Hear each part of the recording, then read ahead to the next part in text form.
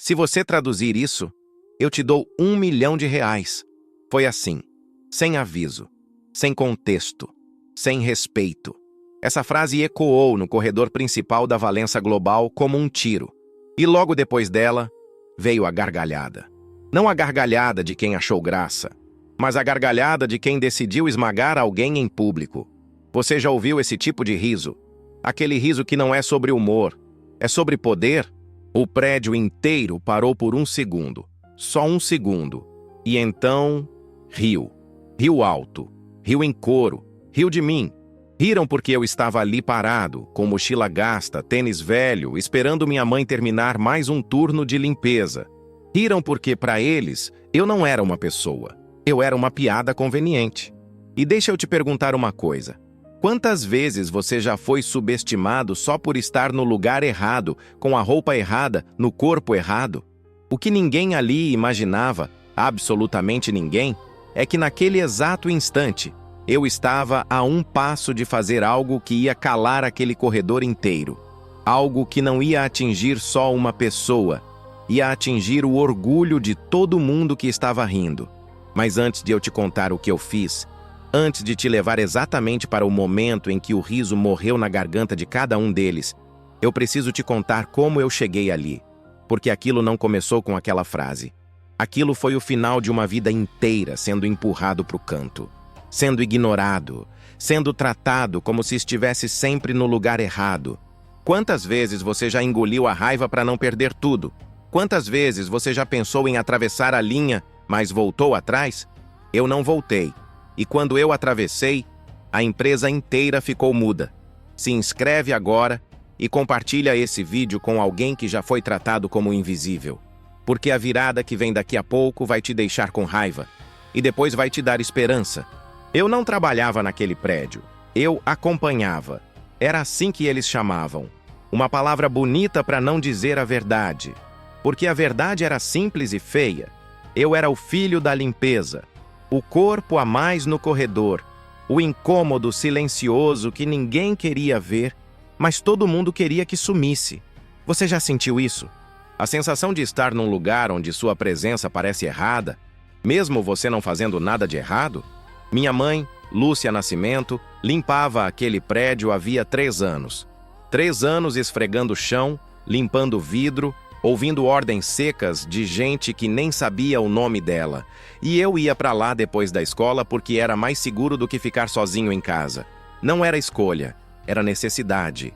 Enquanto outros garotos iam para cursos, para casa de amigos, para descansar, eu ia para um prédio de luxo aprender cedo como funciona o mundo.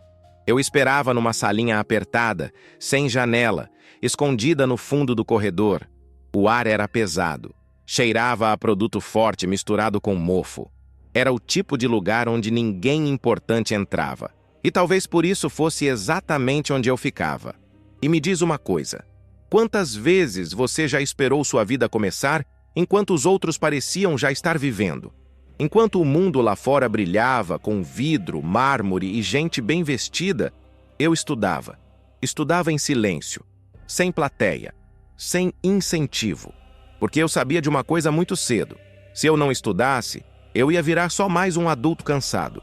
Um adulto que engole humilhação todos os dias e chama isso de vida normal. E eu não aceitava isso. Eu aprendi cedo uma verdade dura.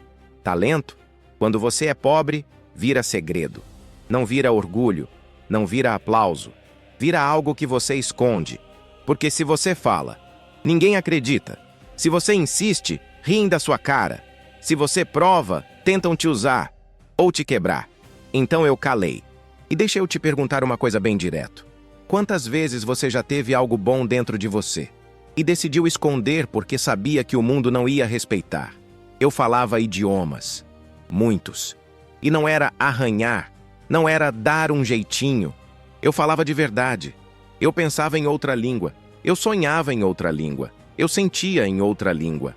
Português, inglês, espanhol, francês, italiano, alemão, russo, árabe e mandarim. 9. E sabe o que é mais estranho nisso tudo? Isso não me fazia me sentir grande. Me fazia sentir preso. Porque quanto mais eu aprendia, mais eu percebia uma coisa cruel. Ninguém queria saber do que eu sabia. Queriam saber de onde eu vinha. E de onde eu vinha nunca era bom o suficiente. Eu olhava para o meu dom e pensava: para que tudo isso se ninguém me vê? Para que acordar cedo, estudar sozinho, insistir, se no final eu continuo sendo o garoto do corredor? Você já sentiu isso? A sensação de carregar algo valioso por dentro e perceber que o mundo só olha para a embalagem? Então eu guardei. Guardei como quem esconde dinheiro no fundo da gaveta. Guardei como quem protege algo frágil num lugar hostil. Até o dia em que o mundo finalmente me viu. Não porque quis, não porque pediu desculpa, mas do jeito mais cruel possível. E naquele dia, o segredo que eu escondia virou um problema grande demais para eles ignorarem. Não foi um dia especial, e talvez seja isso que mais dói. Foi só mais um dia comum de gente importante passando apressada, ocupando espaço como se o mundo fosse feito para abrir caminho para eles. Você já reparou como certas pessoas andam como se tudo tivesse que sair da frente? Eu estava indo para o elevador quando ouvi passos firmes atrás de mim. Conversa alta, risos seguros, perfume caro invadindo o corredor. Antes mesmo de eu virar o rosto veio a frase: seca, curta, afiada. Sai da frente. Não foi pedido. Foi ordem. Eu senti a mão no meu ombro. Não foi um toque. Foi um empurrão. Seco, frio, automático. Meu corpo perdeu o equilíbrio. Meu ombro bateu no mármore gelado. A dor veio depois. Primeiro veio a humilhação. Minha mochila escorregou do meu braço. Caiu no chão. Meus cadernos se espalharam pelo piso brilhante. Aquele mesmo piso que minha mãe tinha acabado de deixar impecável, esfregando até arder as mãos. Você já sentiu a sensação de cair por dentro antes de cair por fora? E o pior não foi o empurrão. O pior foi o que veio logo depois. Nada. Ele não pediu desculpa, não diminuiu o passo, não virou o rosto. Ele simplesmente seguiu andando. Nem olhou para trás. Nem por um segundo. Como se eu fosse uma cadeira no caminho. Como se eu fosse parte da decoração. Como se eu não existisse. Aquele homem era o dono da empresa, Renato Valença. E ali, com meus cadernos no chão e o ombro ardendo, eu entendi uma coisa que ninguém ensina na escola. Para ele, eu não era um garoto, não era uma pessoa, eu era um obstáculo. E deixa eu te perguntar, quantas vezes alguém já te tratou assim? Como algo que precisava sair do caminho.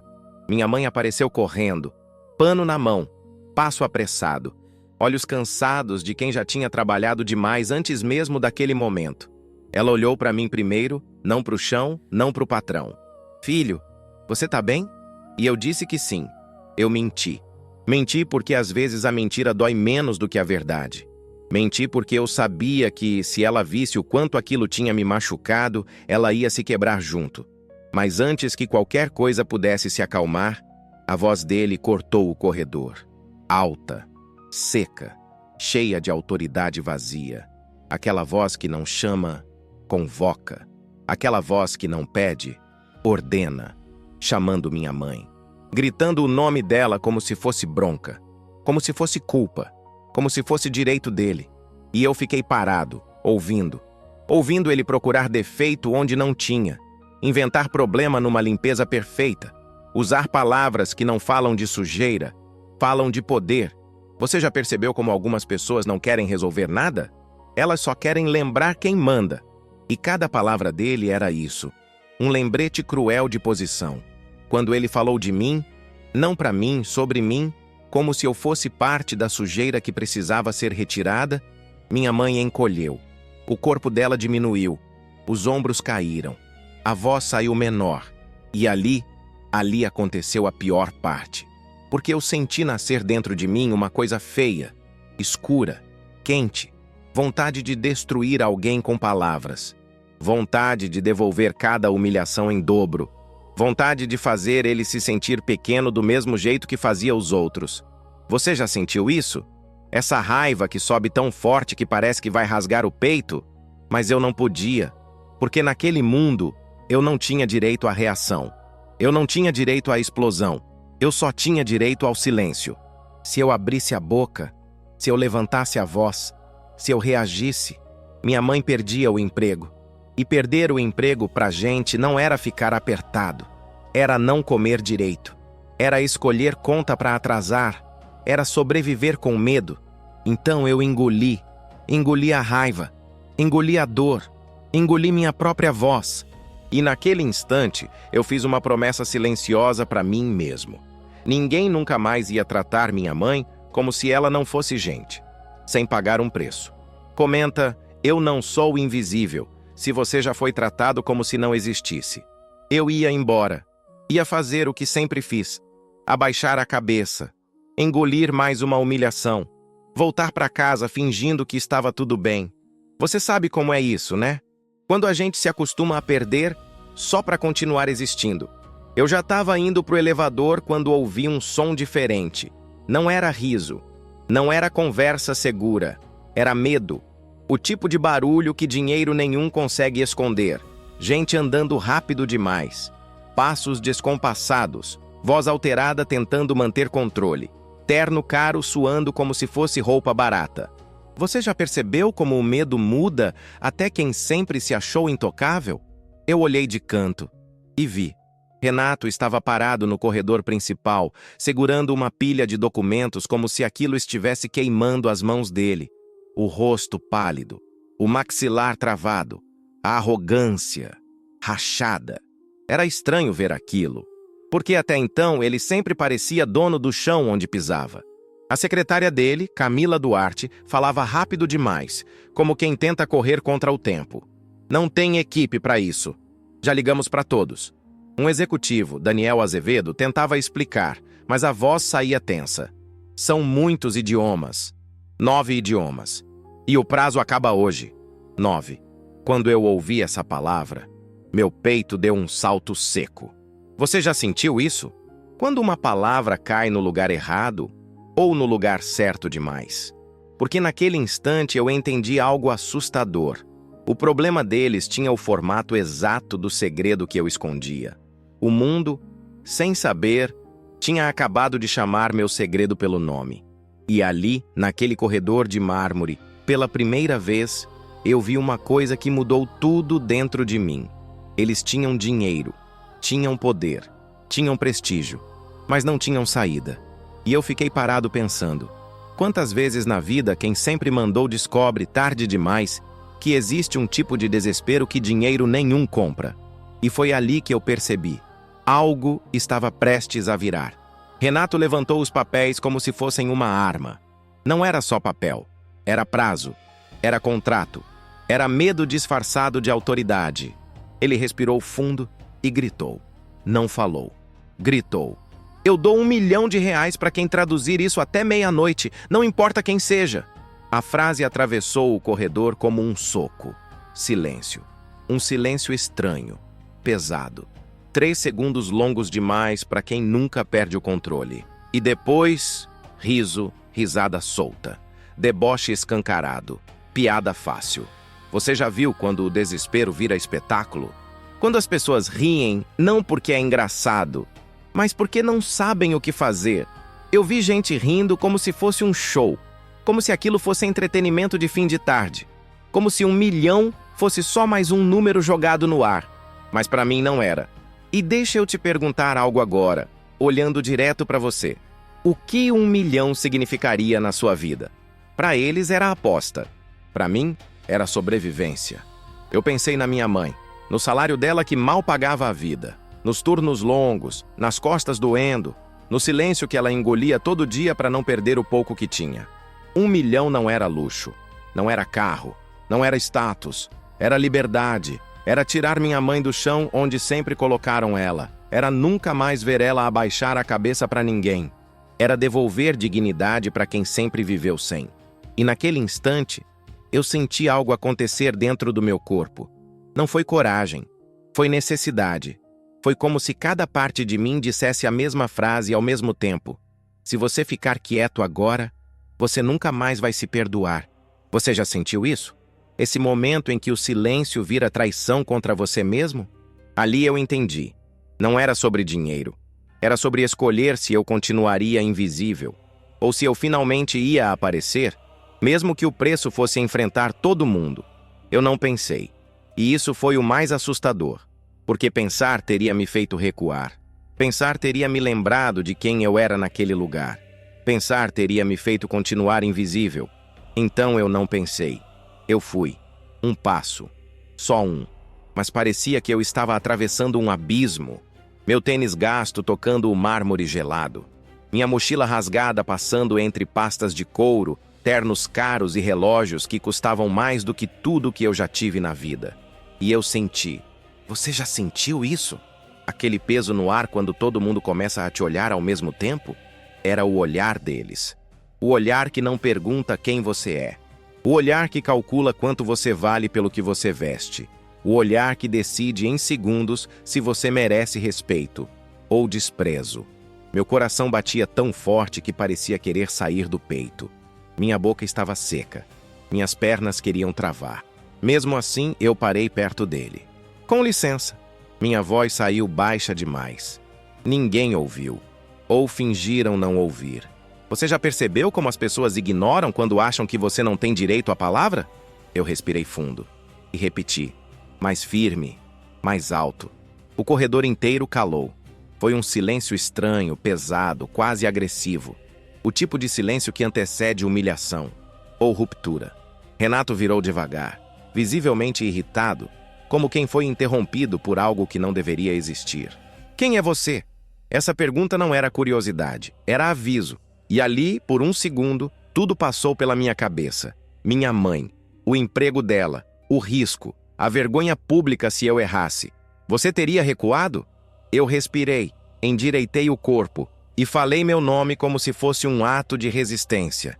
Eu sou Gael Nascimento e eu posso traduzir. A risada veio na minha cara. Alta, cruel, automática. Mas eu não recuei, porque naquele instante eu entendi algo que mudou tudo dentro de mim. Se eu desse um passo para trás agora, eu ia passar o resto da vida desejando ter dado esse passo para frente. Se inscreve agora, porque daqui para frente você vai ver a humilhação virar silêncio e o silêncio virar respeito do jeito mais pesado possível. Renato riu, mas não foi riso de surpresa. Foi riso de desprezo. O tipo de riso que você solta quando acha que alguém ousou demais por existir perto de você. Você já foi alvo desse riso? Aquele que não quer te ouvir, quer te apagar? Ele me olhou de cima a baixo como se estivesse avaliando um erro. Você? Fez uma pausa curta, calculada. O filho da limpeza? Ele falou alto. Fez questão. Porque humilhação, para esse tipo de gente, só funciona quando tem plateia. E a empresa inteira virou plateia. Risos nervosos, risos forçados, risos de quem não quer ser o próximo alvo. Você fala 9 idiomas? Ele debochou, alongando a frase, saboreando cada palavra. Você já percebeu como algumas perguntas não querem resposta? Querem te diminuir? Eu senti o sangue subir, o rosto queimar. Mas minha voz saiu firme. 8 fluentemente. Pausa. E eu dou um jeito no resto. O riso mudou de tom.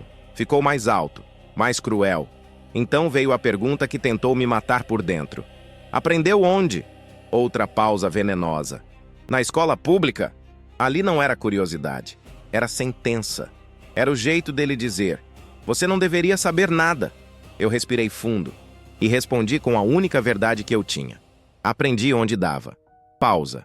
Porque eu não tinha escolha. Você já teve escolha? Ou aprendeu a sobreviver porque o mundo não te deu alternativa? O corredor ficou estranho. Não silencioso. Estranho. E eu juro, eu vi algo mudar em alguns rostos. Poucos. Muito poucos. Mas o suficiente para eu entender uma coisa perigosa. Nem todo mundo ali estava rindo comigo. Alguns estavam rindo, porque estavam com medo. E quando o medo começa a aparecer, é porque o jogo começou a virar. Renato estendeu a página na minha direção. Não foi um gesto neutro. Foi como se ele estivesse colocando uma coleira invisível no meu pescoço. Você já sentiu isso? Quando alguém te desafia não para te ouvir, mas para te quebrar em público? Então lê. Pausa curta. Agora. Outra pausa. Em voz alta. Cada palavra era um empurrão. Mandarim, contrato técnico, cláusulas longas, termos frios, jurídicos, cheios de armadilhas. O tipo de texto que não perdoa erro pequeno. O tipo de texto feito para humilhar quem não sabe. E eu senti. Senti o peso do corredor inteiro em cima de mim. Gente inclinando o corpo para frente, gente prendendo a respiração, gente esperando o tombo. Você já percebeu como algumas pessoas torcem pelo seu erro? Como se o fracasso do outro fosse um alívio para a própria mediocridade? No fundo do corredor eu vi minha mãe. Ela estava parada, as mãos juntas, o rosto tenso. Ela não chorava ainda, mas eu conhecia aquele olhar. Era o olhar de quem já estava se preparando para me amparar depois da queda. E aquilo doeu mais do que qualquer gargalhada. Eu peguei a folha, minhas mãos estavam firmes, mas por dentro tudo tremia. Meu coração batia tão alto que parecia que todo mundo podia ouvir. Minha boca estava seca. Minha cabeça gritava 1000 coisas ao mesmo tempo. Você teria travado? Você teria desistido ali? Eu respirei. Não foi um suspiro qualquer. Foi aquele tipo de respiração que você puxa quando sabe que, depois disso, não tem mais volta. E eu comecei. Não li letra por letra. Não soletrai. Não hesitei. Eu li sentido. Li intenção. Li como quem sempre soube o que estava ali. E no meio da primeira frase, algo aconteceu. O riso morreu. Não diminuiu. Não virou cochicho. Morreu. Morreu de verdade. Como se alguém tivesse desligado o som do prédio inteiro. Nenhuma piada, nenhuma respiração exagerada, nenhum comentário atravessado. Só a minha voz ecoando no corredor, transformando símbolos em palavras e palavras em silêncio. E ali eu entendi uma coisa que você talvez também precise ouvir. Quando você sabe quem é, o barulho do mundo não aguenta muito tempo. Comenta, eu já fui subestimado. Se você já viu gente rir de você antes de você provar quem é. Ele não conseguiu falar. Não foi pose, não foi estratégia. Foram segundos reais de silêncio. Daqueles que denunciam quando alguém perde o controle da própria superioridade. Você já viu isso acontecer? Quando alguém acostumado a mandar percebe que pode estar errado? Então ele engoliu seco e soltou uma palavra só. Russo, eu fui. Sem pressa. Sem exibição. A minha voz saiu firme, contínua, como se aquele idioma sempre tivesse morado em mim. Consoantes duras, ritmo preciso, sentido limpo. Antes que alguém pudesse reagir, ele lançou outra. Árabe. E ali eu senti o corredor prender a respiração. O árabe não perdoa erro. É som, é garganta, é intenção. Eu ajustei o tom e fui de novo. Você já percebeu quando o jogo muda no meio da partida? Quando quem ria começa a calcular. Ele piscou rápido demais. A mandíbula travou. Então veio a terceira palavra. A que ninguém esperava ouvir com tranquilidade. Hebraico. Naquele instante, eu vi. Vi o rosto dele perder cor. Vi o sorriso morrer antes de nascer. Vi a arrogância tropeçar nos próprios pés. Porque agora ele tinha um problema sério. Ele precisava de mim.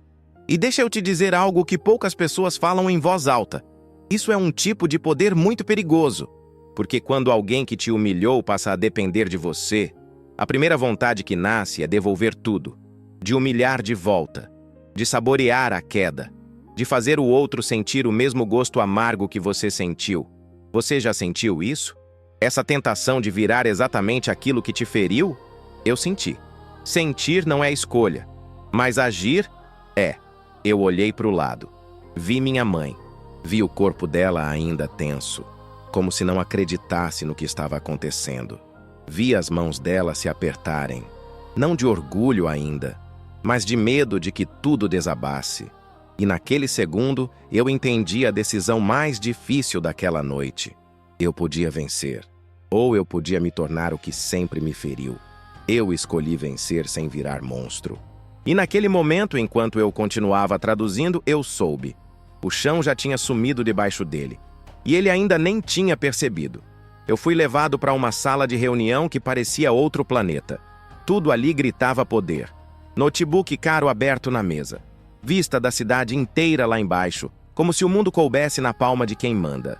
Ar gelado demais, do tipo que não é conforto. É controle. E eu trabalhando contra o tempo. Teclas batendo. Olhos ardendo, cabeça girando. Você já sentiu isso? Quando todo mundo te observa em silêncio, esperando você errar, enquanto o relógio parece correr mais rápido só para você? Foi aí que ele apareceu na porta. Não entrou impondo presença. Não levantou a voz. Não fez show. Só ficou ali, cansado. O tipo de cansaço que não vem do corpo, vem da queda interna. Ele olhou para mim por alguns segundos que pareceram longos demais. E então soltou, quase sem força. Eu fui cruel. Não foi discurso. Não foi justificativa. Foi constatação. Eu continuei digitando, porque naquele momento, palavras bonitas não pagavam nada. E você sabe disso. Tem pedido de desculpa que chega tarde demais para parar o dano, mas ainda pode mudar o futuro. Ele engoliu seco e insistiu. Eu errei. 2 segundos de silêncio. Eu parei. Parei mesmo. Tirei os olhos da tela e olhei direto para ele. E pela primeira vez na minha vida, eu falei para alguém daquele nível o que eu nunca achei que teria direito de dizer. Então muda. Você teria coragem de olhar para quem sempre teve poder sobre você e dizer isso sem baixar a cabeça? Não foi grito, não foi ameaça, foi limite. E eu vi no rosto dele, no jeito que os ombros caíram, no olhar que fugiu por um instante. Doeu, mas doeu do jeito certo. Do jeito que acorda, do jeito que obriga alguém a encarar o próprio espelho. Porque desculpa sem mudança é só barulho. E naquele segundo, ele entendeu isso. Comenta, respeito é o mínimo. Se você acredita que dignidade não é favor. Aquela noite não teve grito, não teve música épica, não teve plateia, teve guerra. Uma guerra silenciosa, travada em cima de uma mesa, contra o tempo, contra o cansaço, contra tudo que dizia que eu não devia estar ali. Eu ataquei documento por documento. Não lia por cima. Não pulava linha. Não deixava nada passar. Os idiomas que eu dominava, eu fazia com precisão quase automática. Era como respirar, como andar. Mas os que eu não dominava totalmente, esses exigiam outra coisa. E deixa eu te perguntar uma coisa. O que você faz quando não tem escolha entre vencer ou perder? Eu usava meu método, padrão, repetição, lógica, contexto. Eu não pedia milagre, eu não rezava por sorte, eu construía, linha por linha, frase por frase, sentido por sentido. Enquanto isso, o relógio esmagava. Você já sentiu o tempo virar inimigo? Aquela sensação de que cada minuto que passa pesa mais do que o anterior? Eu sentia fome, mas não parava. Meus olhos ardiam, mas não fechavam. Meu cérebro parecia queimar por dentro, como se estivesse sendo forçado além do limite. Mas eu continuava, porque toda vez que a dor tentava me parar, uma imagem vinha mais forte. Minha mãe, ela chegando em casa, o corpo cansado. O silêncio pesado depois de mais um dia de humilhação. Eu não ia deixar ela voltar para casa derrotada. Não depois de tudo. Não depois de chegar tão longe. Você entende isso? Quando desistir não é uma opção porque não é só sobre você, naquela noite, eu não era só um garoto traduzindo papéis. Eu era tudo que eu nunca tive permissão para ser. Foco, resistência, presença. E enquanto a cidade dormia, enquanto aquele prédio ficava cada vez mais silencioso, eu continuava lutando, sem barulho, sem aplauso, só com uma certeza martelando dentro de mim. Aquela noite não ia me vencer. Ela entrou devagar, sem fazer barulho, como quem não quer atrapalhar algo importante. Na mão, um sanduíche embrulhado em guardanapo. Um suco simples, desses de caixinha. Nada sofisticado, nada caro. Mas aquilo me quebrou. Você já sentiu isso? Quando uma coisa pequena pesa mais do que qualquer discurso. Porque naquele segundo eu não vi comida. Eu vi sobrevivência. Eu vi uma mulher que passou o dia inteiro limpando o chão de gente que nunca olhou nos olhos dela e mesmo assim encontrou força para cuidar de mim. Eu vi as mãos dela, calejadas, marcadas, mãos que carregaram balde, pano, dor e agora seguravam um lanche como se fosse proteção. Ela me olhou com aquele olhar que só mãe tem, o olhar de quem aguenta tudo, mas nunca quer ser peso. E disse baixinho, quase pedindo permissão para existir ali. Se não der, tudo bem. Você entende a crueldade escondida nessa frase? Não era tudo bem de verdade. Era o jeito dela dizer, não se machuca por mim. Aquilo rasgou meu peito. Porque eu sabia que se não desse, ela voltaria para aquele mesmo chão no dia seguinte, com o mesmo pano, o mesmo cansaço, a mesma invisibilidade. Eu segurei a mão dela, apertei forte, olhei nos olhos dela e falei a única coisa que eu tinha certeza naquele mundo inteiro: eu vou conseguir. Pausa. Por você. Você já prometeu algo assim? Não por orgulho, não por vaidade, mas por amor? Os olhos dela encheram d'água, mas ela não chorou, porque mães da vida real não choram fácil. Elas aguentam. Ela só apertou minha mão de volta, como se estivesse me passando força. E naquele momento tudo mudou. Eu não estava mais traduzindo papel. Eu não estava mais lutando contra prazo. Eu estava traduzindo sofrimento em futuro. Cada linha virava possibilidade. Cada parágrafo virava libertação. Cada palavra era um passo para tirar aquela mulher do chão. Você já sentiu quando o cansaço some porque o motivo fica maior que a dor? Foi ali. Foi naquela sala fria, com um sanduíche simples, com uma mãe cansada, que eu deixei de ser só um garoto tentando provar algo e virei alguém que não podia falhar. Não por mim, mas por ela. Quando tudo terminou, eu não comemorei. Eu revisei. De novo. Linha por linha. Palavra por palavra. Você já sentiu aquele medo estranho de errar justo no último passo?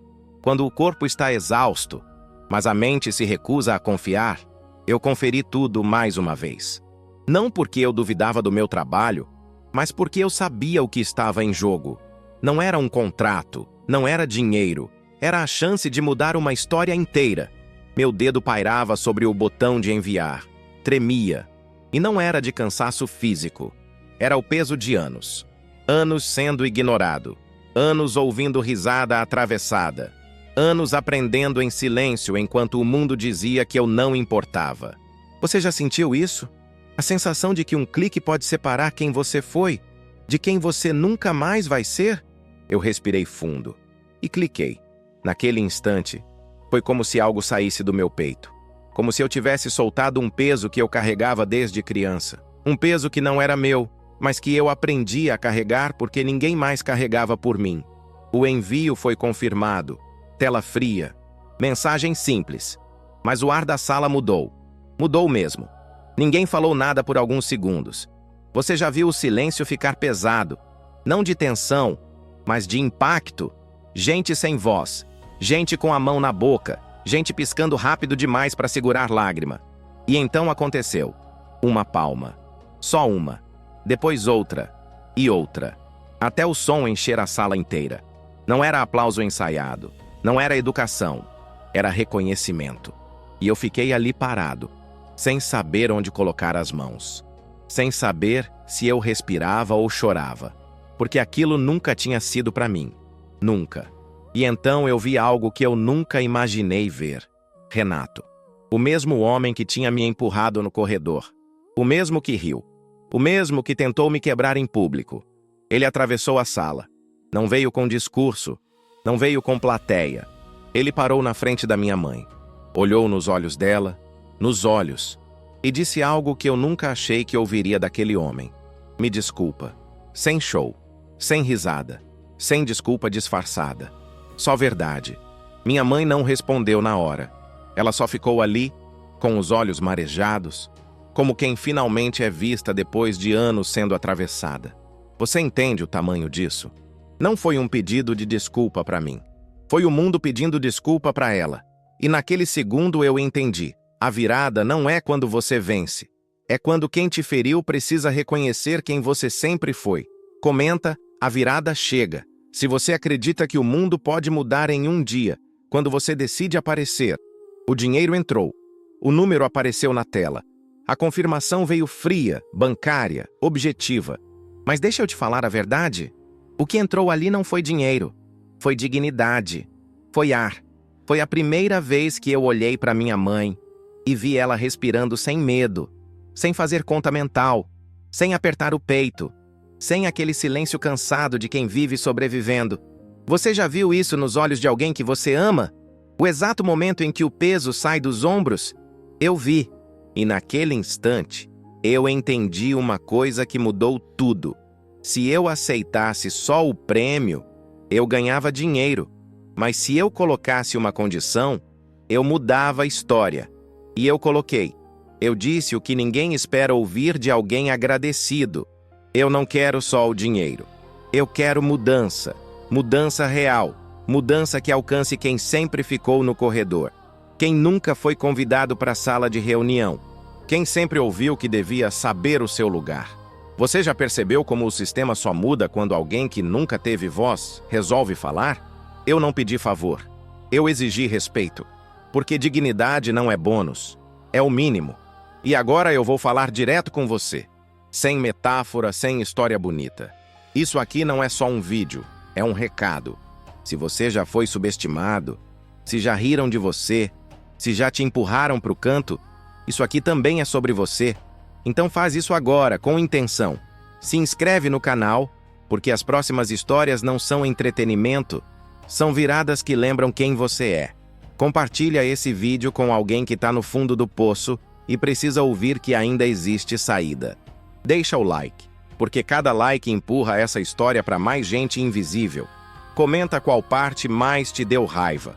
O empurrão, a humilhação da minha mãe, a gargalhada ou o teste público. E escreve nos comentários, eu vou ser visto. Se você decidiu de uma vez por todas que não vai mais aceitar ser apagado, agora respira, porque 2 vídeos estão aparecendo na sua tela. Um deles vai te mostrar outra virada absurda. O outro vai te lembrar que o mundo muda quando alguém como você decide aparecer. Escolhe um e continua.